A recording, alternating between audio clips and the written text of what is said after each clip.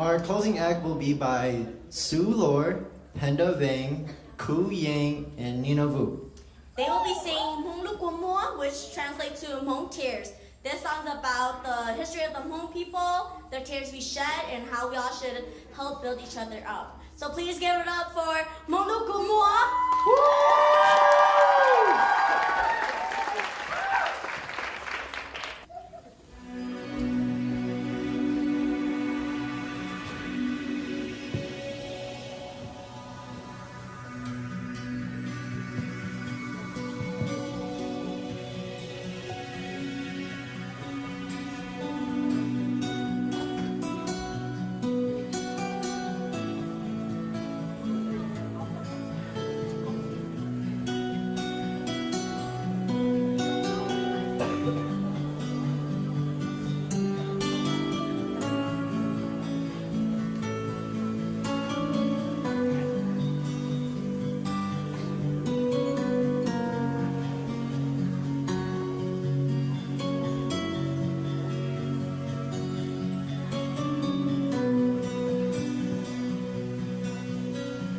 Ya ta lo mong lu của muôn đời vì sao kê wo cho cứ tìm mong nề bùa gió gạt gió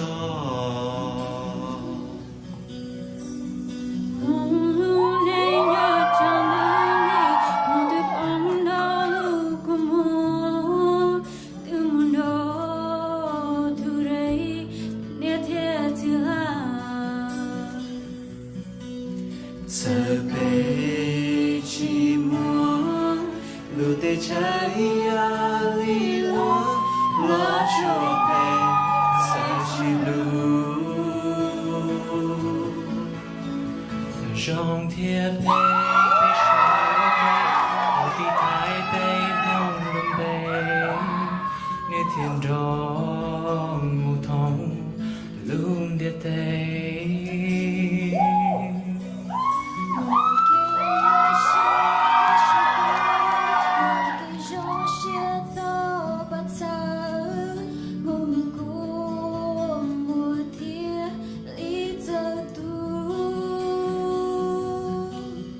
giờ bê chỉ muốn lưu tay trời li lúa lo cho bê giờ chỉ lưu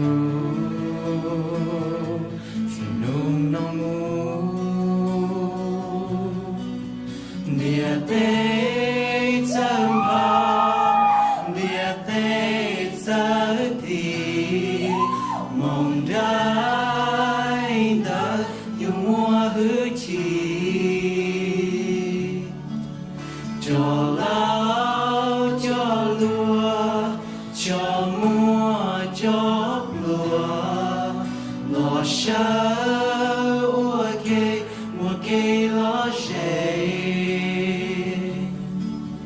nhỏ ý kê si ba si lu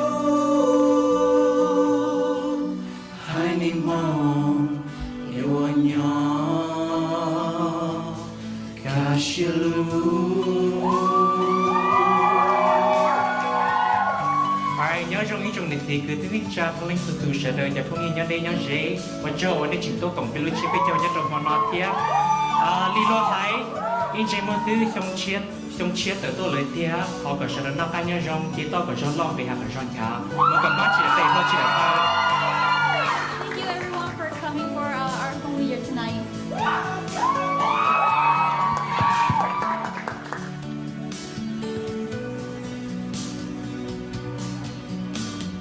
cho sông cho lu chia về cho bỏ cứ tí mong tua và kê luôn gạo luôn giàu chỉ tua tê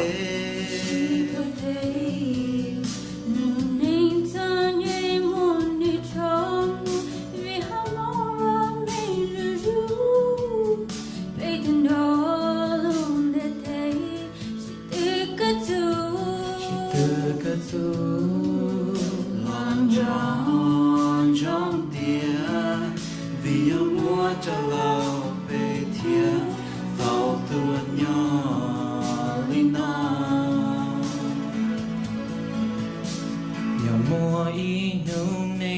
to shia to ti lo ba cho to ka có bé lung nành sông cha ya ta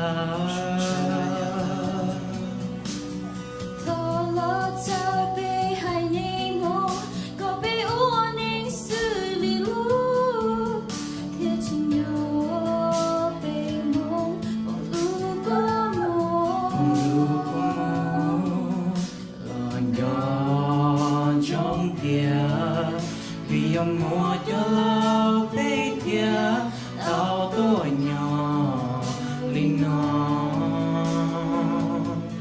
nè buồn gió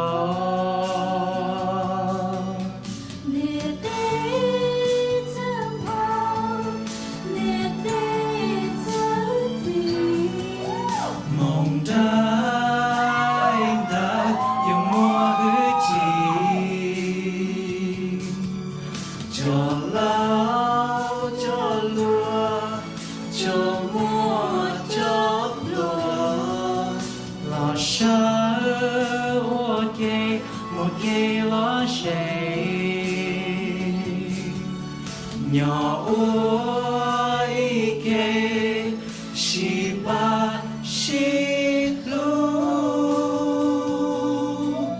hai nên mong yo nhỏ ca si lu. Sing along, guys. Địa tê thân phong địa tê tất đi mong đã mua hứa chi cho lao cho lúa cho mua cho lúa lo sao một cây lo sẽ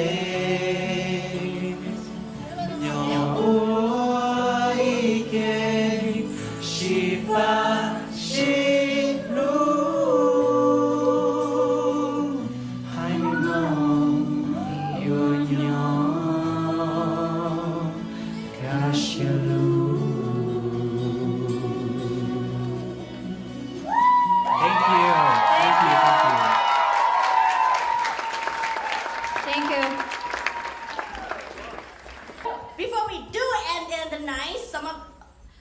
we have some words from our board members. So, board members, Come on, board members. let's give it up for Lucy and Tyler, y'all. Okay, hello everyone. My board and I would just like to thank everyone for coming. Without you, it wouldn't have been a success. We'd just like to thank the performers, the people who attended, and my board and everyone who was part of the new year. cứ thọ haiวันเช้าสลิงสตูว่าตัวกงไปจนนู้นเนาะจะเนี่ยที่จะจีว่าตัวจะใช้ได้ตัวเฉลี่ยแต่ใช้ไปจะใช้จงคุณฝงก็มองที่นี่ to everyone who came here tonight from the bottom of my heart I truly thank you.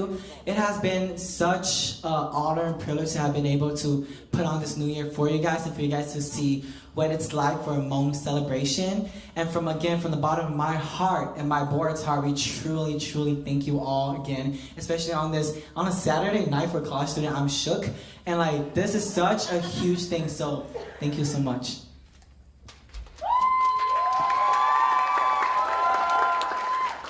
Thank you all very much for coming. I'm looking forward to seeing all these faces again next year if possible. To be honest, I myself didn't expect this much people to show up, so thank you all for coming.